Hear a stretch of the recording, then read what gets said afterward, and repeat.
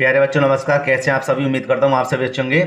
प्यारे बच्चों, आज का प्रश्न क्लास 10th वाले बच्चों के लिए है जो बोर्ड एग्जाम में बेटा पक्का मिलेगा।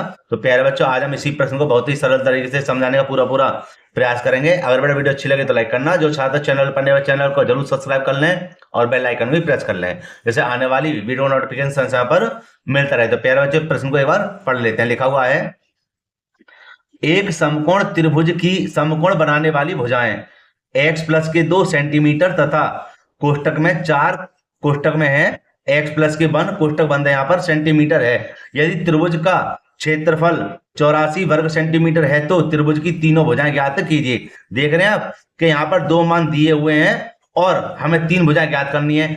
तो एक काम करते हैं, सबसे पहले तो मैं बता दूं, यहाँ पर मैंने एक समकोण त्रिभुज बना ही लिया है। ठीक है, कहता समकोण त्रिभुज।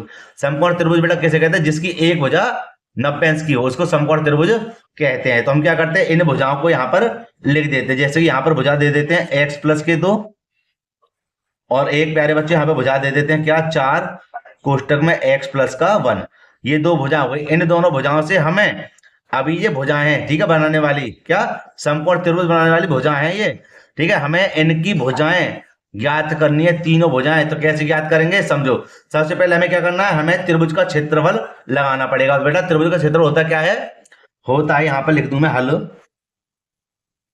अच्छे से समझ लेना, इंपॉर्टेंट क्वेश्चन है ये। लिख देंगे त्रिभुज का क्षेत्रफल, सबसे पहले तो दिया है वो लिख लेते हैं 84। ठीक है, और होता क्या है, होता है जी 1/2 गुणा लंबाई, है ना, गुणा आधार। ठीक है, ऐसे करके कर सकते हैं। ऊंचाई क्या कर देंगे, ऊंचाई। ठीक है, और बराबर में कितना है 84। यहां पर लिख सकते हैं आधार गुणा ऊंचाई। ठीक है, आधार गुणा ऊंचाई, ऐसे कर लेना आप। ठीक है, तो 1/2 तो हमारा ये रहा। तो इसका आधार हमारा कितना है देखना, आधार है हमारे पास 4। ठीक है, और कोष्टक में इसको ऐसे बंद कर दो। कोष्टक में है x प्लस का 1 गुणा ऊंचाई हमारी कितनी है, x प्लस के 2, थोड़ा ऊपर कर दें, x प्लस के 2 कोष्टक में ही रहेंगे ये, खोलना मत। और बराबर में क्या है 84। ठीक है, अच्छा जी, यहां पर बेटा एक लागत क्रॉस मल्टीप्लाई कर देते हैं, तो जब एक क्यों अधर करेंगे ये तो वही का वही रहेगा भाई, इसका मान तो वही का वही रहेगा। क्या रहेगा, 4 कोष्टक में रहेगा x प्लस का 1 और x प्लस के 2 बराबर में 84 की इधर गुणा हो जाएगी, हो जाएंगे 2 चौक 8, 2 अट्ठे 16। ठीक है, अच्छा जी, एक काम करते हैं क्या कि हम 4 का भाग लगा देते हैं डायरेक्ट यहाँ पर, तो आसान रहेगा इन दोनों की गुणा करने में। तो इसको लिख देंगे हम x प्लस का 1 x प्लस का 2 जो का त्यों बराबर में 168/4। और बेटा इसका भाग लाएंगे 4 चौक 16, 4 दूनी 8, कितनी बार गया 42 बार। और प्यारे बच्चों यहाँ पर समझिए, इन दोनों की कर देते हैं हम गुणा। तो देख रहे हैं यहाँ पर जब गुणा करेंगे क्या होगा हमारे पास, x की x में करेंगे x स्क्वायर हो जाएगा प्लस का चिन्ह, x की 2 में करेंगे कितना हो जाएगा 2x हो जाएगा। ठीक है, अब एक की x में करना कितना हो जाएगा, x एकम x और 2 एकम 2 बराबर में 42 बचे यहाँ पर। ठीक है, सरल करते हैं प्यारे बच्चों, क्या कि x स्क्वायर ये रहा, 2x और 1x कितना हो जाएगा 3x और प्लस के कितने हैं 2, इसको धर लेकर आ जाएंगे तो हो जाएंगे माइनस के 42 बराबर 0। ठीक है, अच्छा जी, और समझिए कि यहाँ पर देखो x स्क्वायर ये रहा प्लस के 3x ये रहे, 42 में से 2 जाएंगे तो माइनस के कितने बचेंगे 40। ठीक है, अब क्या बना, ये बनेगा द्विघात समीकरण। भाई अगर मैं इसको छोड़ दूं तो ऐसे तो हमारी तीनों भुजाएं ज्ञात नहीं हो सकती, है ना। तो हम क्या करेंगे, ये बनेगा हमारा द्विघात समीकरण। इसका मतलब क्या है कि हमें 40 के ऐसे गुणनखंड करने हैं कि प्लस के 5 आ जाए। ठीक है, तो हम क्या करेंगे, यहाँ पर लिख देंगे हम क्या, 8 पंज 40, 8 पंजे 40, 8 में से 5 जाएंगे तो कितने बचेंगे 3 है। घटाने का तरीका देखिए प्यारे बच्चों कैसे, थोड़ा सा ऊपर कर दें इसको, इंपॉर्टेंट क्वेश्चन है। ठीक है, ध्यान रखना। क्या करेंगे, यहाँ पर लिख देंगे x स्क्वायर प्लस की ले लेंगे 5x, 8 पंजे 40 पे ले लो ज्यादा 8 और माइनस की ले लो 5x। ठीक है, ज्यादा में से कम जाएंगे तो प्लस के तो भी बच जाएंगे। और यहाँ पर कितना है 40। ठीक है, 2 ले लेंगे बेटा इनको कॉमन और बराबर में है 0। ध्यान से समझना। ठीक है, इन दोनों में क्या कॉमन है x, तो मैं यहाँ पर इसको हल करूंगा। ठीक है, यहाँ पर इसके बराबर में कैसे बेटा हल करेंगे, यहाँ पर देख लेते हैं कि दोनों में x कॉमन है तो यहाँ पर एक x आ जाएगा। भैया जब 2x में से एक x बाहर आ जाए तो अंदर एक x ना बचेगा, प्लस का इस x से ये भाग लग गया ना, क्या बचा हमारे पास 8, माइनस का चिन्ह देखो 5 का भाग 40 में जा रहा है इसलिए 5 ले लेंगे बाहर, ठीक है। x बचा माइनस और माइनस, भाई माइनस ये ना, माइनस और माइनस क्या हो जाएगा प्लस, है ना। अब 5 का भाग लगा देना 40 में, कितनी बार जाएगा 8 बार, बराबर 0। अब x प्लस के 8, x प्लस के 8 आगे, समझ लो हमारा सवाल बिल्कुल सही है। तो यहाँ लिख देंगे x प्लस के 8 कॉमन, और क्या बचा x माइनस के 5 बराबर 0। x प्लस के 8 बराबर 0 ले लेंगे, यहाँ पर लिख देंगे x, चलो अभी ऐसे ही रहने दो, माइनस के 5 बराबर 0।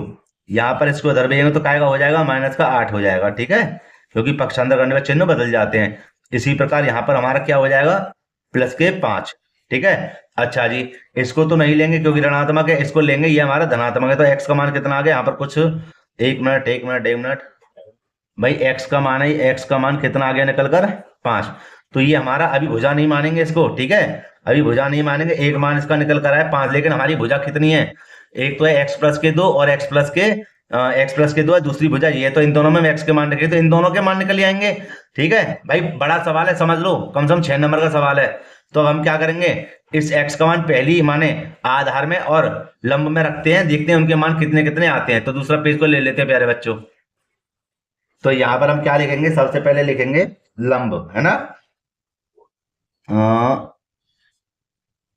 लंब हमारा क्या था भैया, x प्लस के 2 था, तो x का मान कितना निकला था 5 प्लस के 2, 5 और 2 कितने हो गए 7 सेंटीमीटर, तो हो जाएगा हमारा कितना लंब। अब देखते हैं आधार,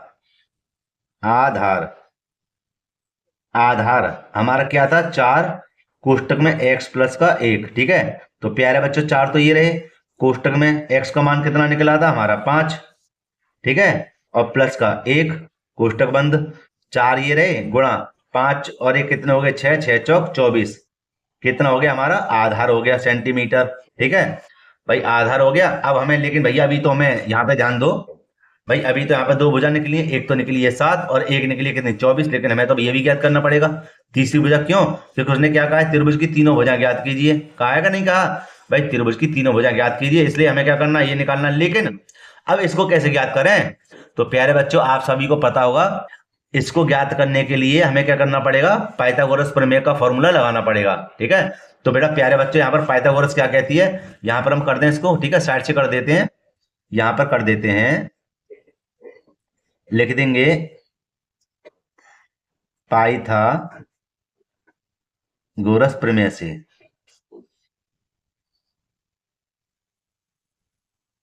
पाइथागोरस प्रमेय क्या कहती है, कहती है कि कर्ण का वर्ग बराबर आधार का वर्ग और प्लस में लंब का वर्ग है। भाई ये क्या, ये कर्ण ही तो है, ये कर्ण है, ये लंब आपको बता ही दिया, ये आधार हो गया, तो कर्ण का वर्ग बराबर है, कर्ण हमें निकालना पड़ेगा, तो तीनों भुजा आसानी से निकल आएंगी।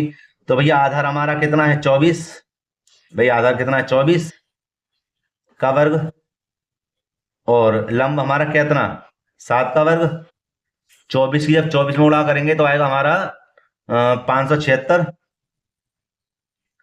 और 7 7 49, इनको जोड़ लेते हैं, 6 और 5 9 और 6 15, हासिल लगा 1, 8 और 4 12 के 2, हासिल लगा 1, 625, कर्ण का स्क्वायर आ गया कितना 625 है, लेकिन हमें तो कर्ण निकालना है, इसका थोड़ी निकालना है।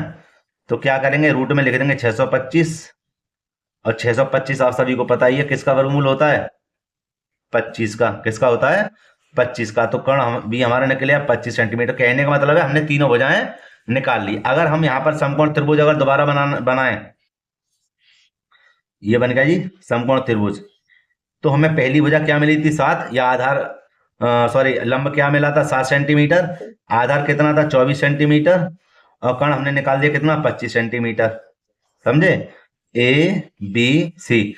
और प्यारे बच्चों तीनों भुजाओं को हमने ज्ञात कर लिया, यही हमारा क्या है आंसर है। प्यारे बच्चों कोई अगर डाउट हो पूरे प्रश्न में तो मुझे बताना, वैसे गारंटी के साथ कहता हूं कोई डाउट नहीं होगा, कोई परेशानी नहीं होगी समझाने में, आप आराम से इसको समझ गए होंगे, बेशक देखने में आपको ये बड़ा प्रश्न लग रहा हो, ठीक है। तो प्यारे बच्चों मैं यहीं पर वीडियो को समाप्त करना चाहूंगा। अगर वीडियो अच्छी लगी हो तो लाइक करना, जो छात्र चैनल पर नए हुए चैनल को जरूर सब्सक्राइब कर लें और बेल आइकन को भी प्रेस कर लें, जैसे आने वाली वीडियो नोटिफिकेशन समय पर मिलता रहे। तो प्यारे बच्चों, मिलते हैं इसी प्रकार की अगर वीडियो साथ। जय हिंद।